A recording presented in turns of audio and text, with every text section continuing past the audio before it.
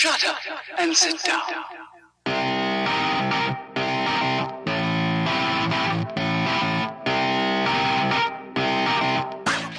I'm Alex Trades, and this is the pre-watch thoughts for Logan Lucky. I keep wanting to spell Logan with a U instead of an A. Maybe because of pronunciation, it's Gun, not Dan. Whatever. Either way, I'm not looking forward to this one. I'm not a fan of the current trope of making fun of Southerners. I'm not one myself, but I'm sick of people making fun of their accents. There's this idea that Southerners are stupid, completely based on their accents. Like Theo Vaughn. He's not stupid. He pretends to be stupid sometimes on stage, but he's not. He's sharp as a tack. So if we could stop it with this incorrect idea, that would be great. Also, I hate when actors put on their accents, like Andrew Garfield and Hugo Weaving in Hacksaw Ridge. Now, Channing Tatum is from Alabama, but he's not the best actor in the world. Also, he moved to Mississippi and then to Florida, which is why Magic Mike takes place in Florida. My guess is he's more of a Floridian than the other two. What exactly is the person-noun version of a person from Mississippi? Is it just Mississippian? I'll tell you this. Calling us Phoenicians is stupid. I didn't fight the Persians. I don't know about all of you, but I did not think that Magic Mike was some sort of revelation when it came to Tatum, in character or sexiness. Adam Driver is from California and he looks it. Also, I hated The Force Awakens and he wasn't a shining star in that movie. Daniel Craig isn't even American and was without a doubt a sleep inspector. But then again, so was the sound guy. That was quite possibly the most boring Bond movie I've ever seen. I'll admit to never having seen Casino Royale, Quantum of Solace, or Skyfall before, but that's mostly due to the fact that they hardly ever have those available for streaming. But I'm never going to do those movies for this series, which means I'm never going to watch them until Sony apologizes to me and stops fucking manually copyright claiming videos as their video clips, even when there are no clips from their movie in the video. More on that later in a very long and anger-filled video. Oh, and Katie Holmes is in Logan Lucky. She's just a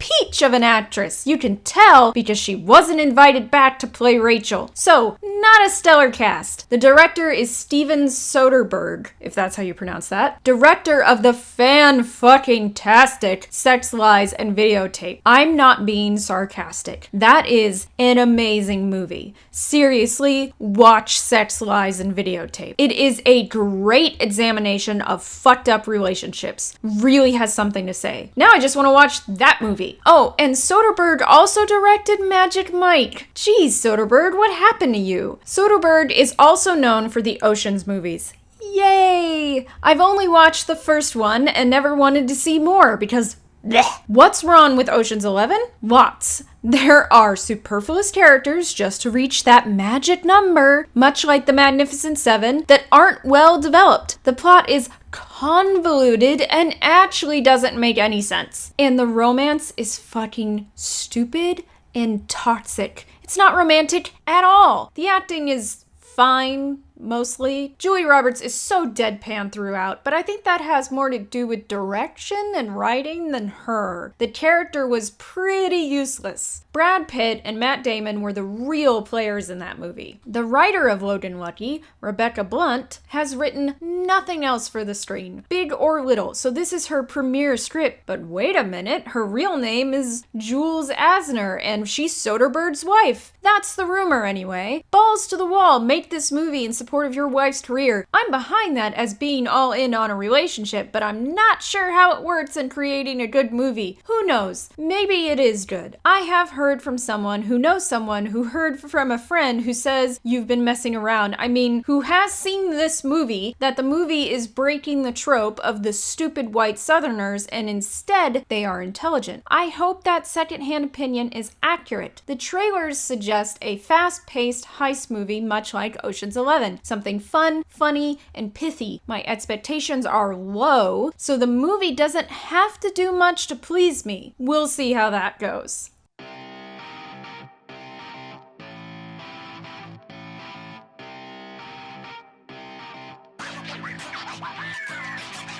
This is the PostView review for Logan Lucky. Welcome to Ocean's Rednecks! What a shitty movie! Logan Lucky is about a man working to clear some caves whose ex is about to move the daughter he loves far away, so he wants money to be able to hire a lawyer to get better custody rights. As such, he convinces his brother to rob the local racetrack with the help of a demo bank robber who is in prison. Ugh. Even just the setup is convoluted and stupid. The pacing is slow. The movie was mismarketed. The movie didn't even know what kind of movie it wanted to be. Jokes didn't land. The actors were lackluster, and the ending dragged.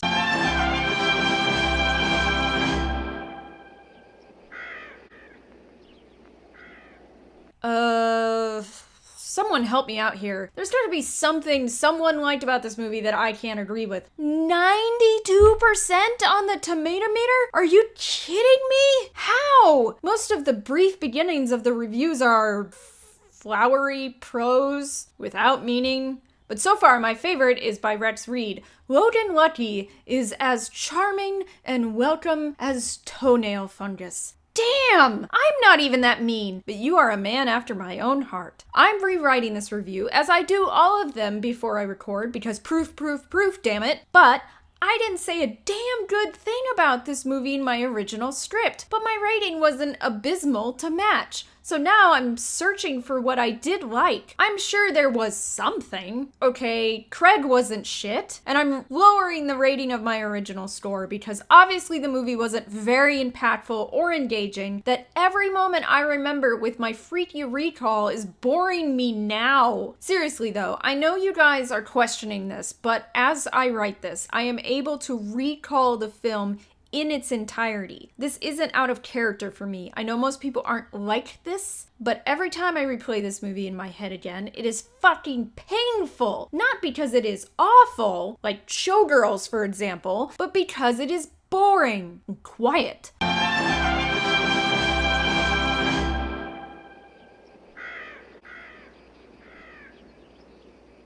The pacing was just so off. Maybe if they had a better soundtrack, the movie would have been paced better. The reveal was so slowly done. Then the whole sequence of the ending was so slow. The trailer makes it seem like a fast-paced heist movie, like Baby Driver, which is a good movie. It's a great heist movie with great music. Or, at the very least, the trailer shouldn't have presented the movie as it was not. I'm sick of trailers misselling movies. Sell me the movie as is. Don't try to trick me. That's how a movie has a good opening weekend and then an overall crappy run. It sets up incorrect expectations. But what about this movie as it actually was? I'm not sure, because it wasn't clear what the movie wanted to be. Sometimes it was action heist, and other times it was slow-paced introspective drama. Please don't mix tones. This just makes it hard for an audience to know the rules of the narrative. It was especially bad here. Now, the only problem is that the Winds of Winter and Dream of Spring have yet to be published, so those aren't available. No. Well, I can't do anything about what I can't control.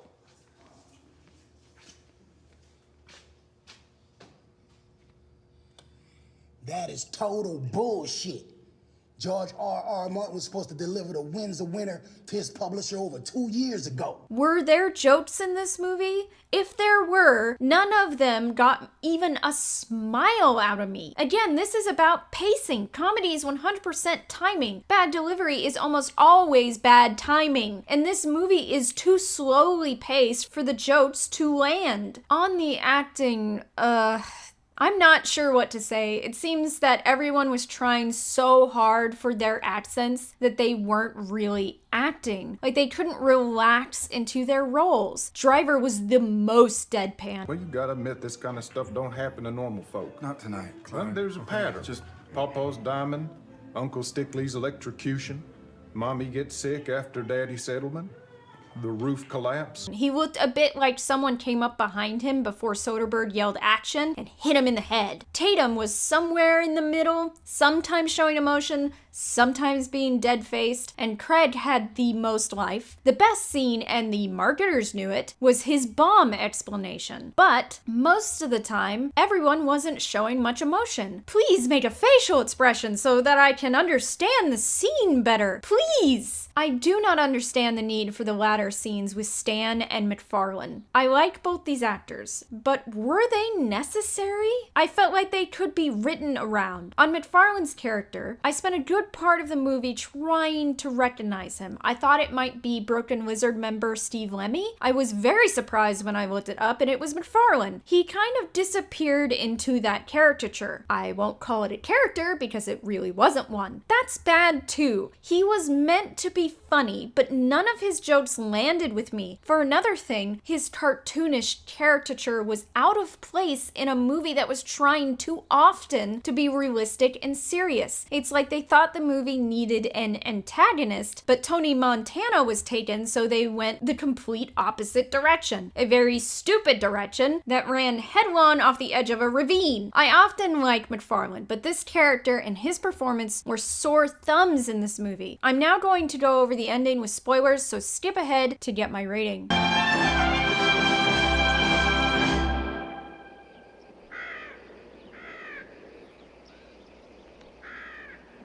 Fuck. Soderbergh, speed up. That ending is so motherfucking slow. Oh, they got away with the money. Oh, his daughter sang that fucking song everyone apparently has the rights to. Oh, the track recovered the money? Is the movie going to end anytime soon? Oh, we're following Hilary Swank now? Why? It's such a bad sign for the narrative structure of a film that you feel you have to switch who you're following, especially that late in the film. Everything unto me, Logan. What's with her voice?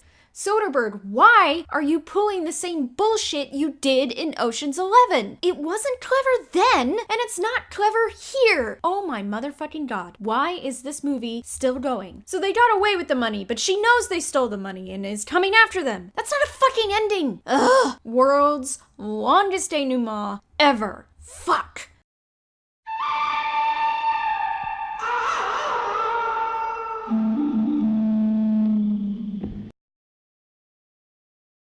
This movie just wasn't good. It also wasn't the worst movie I've ever seen. It just was. It exists. Kind of a throwaway. Don't bother. Soderbergh, do me and everyone else in the movie-going audience a favor. Stop fucking making Ocean's 11. Is your next project going to be Ocean's 11 with Englishmen? Oh wait, I think that's already a movie. What about Ocean's 11 with Canadians? Ocean's 11 with Native Americans? Ocean's 11 with women?